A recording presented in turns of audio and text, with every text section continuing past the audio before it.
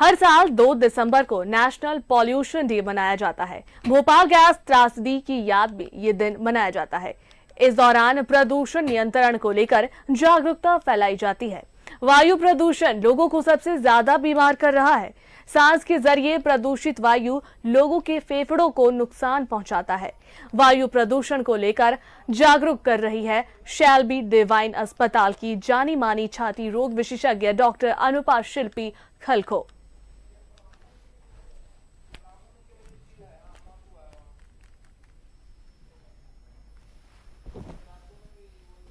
मेरा नाम डॉक्टर अनुपा शिल्पी खालको है। मैं एक छाती रोग विशेषज्ञ हूँ Shelby divine super speciality hospital में।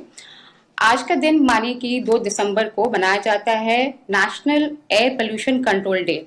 तो सबसे पहले हम जानते हैं कि एयर पोल्यूशन होता क्या है। एयर पोल्यूशन आता है indoor air pollution, outdoor air pollution और स्मोकिंग के रूप में।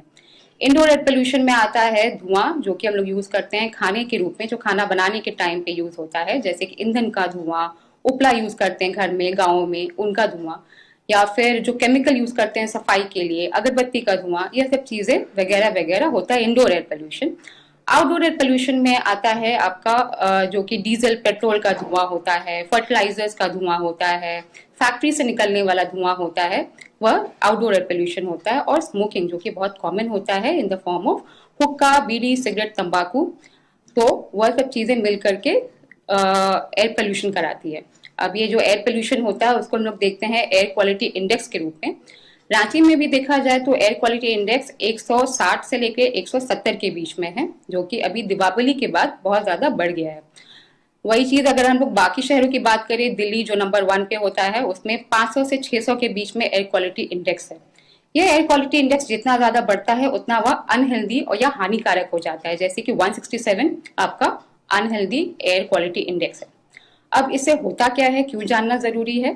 तो इससे एयर क्वालिटी होता है, अगर वो पुअर होता है, वो खराब होता है, इसमें बहुत सारे केमिकल या पार्टिकल्स होते हैं छोटे छोटे, तो अगर वो आ जाता है तो उसकी वजह से एलर्जी, अस्थमा, सांस से संबंधी बीमारियां जैसे कि सीओपीडी और अस्थमा हो गया, इन्फेक्शंस, जो कि इस मौसम में खासकर अक्टूबर, नवंबर, दिसंबर के टाइम में ये जो मौसम की वजह से भी जो इन्फेक्शन का रेट होता है वो इंक्रीज हो जाता है। साथ ही साथ अगर लंबे समय तक यह जो एयर पोल्यूशन हम लोग इनहेल करते हैं, सांस के रूप में अंदर जाता है, तो यह लंग कैंसर कॉज कर सकता है, हार्ट अटैक कर सकता है, ब्रेन स्ट्रोक कर सकता है।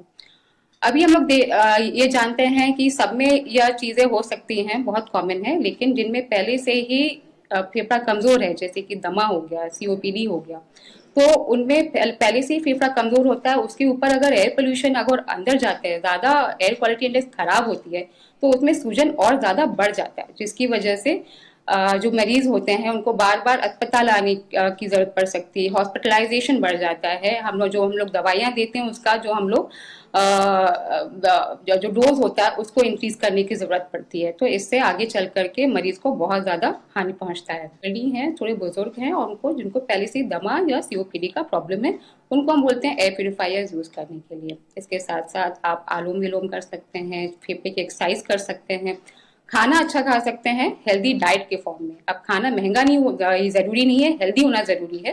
तो आप साग सब्जियां ज्यादा खाएं, ठंडी चीजों से दूर रखें, और साथ में योग अभ्यास करें।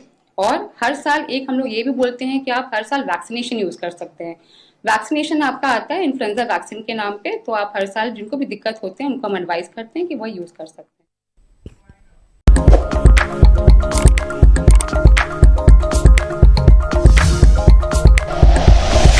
Like and share videos, subscribe करें हमारा चैनल और प्रेस करें बेल आइकॉन।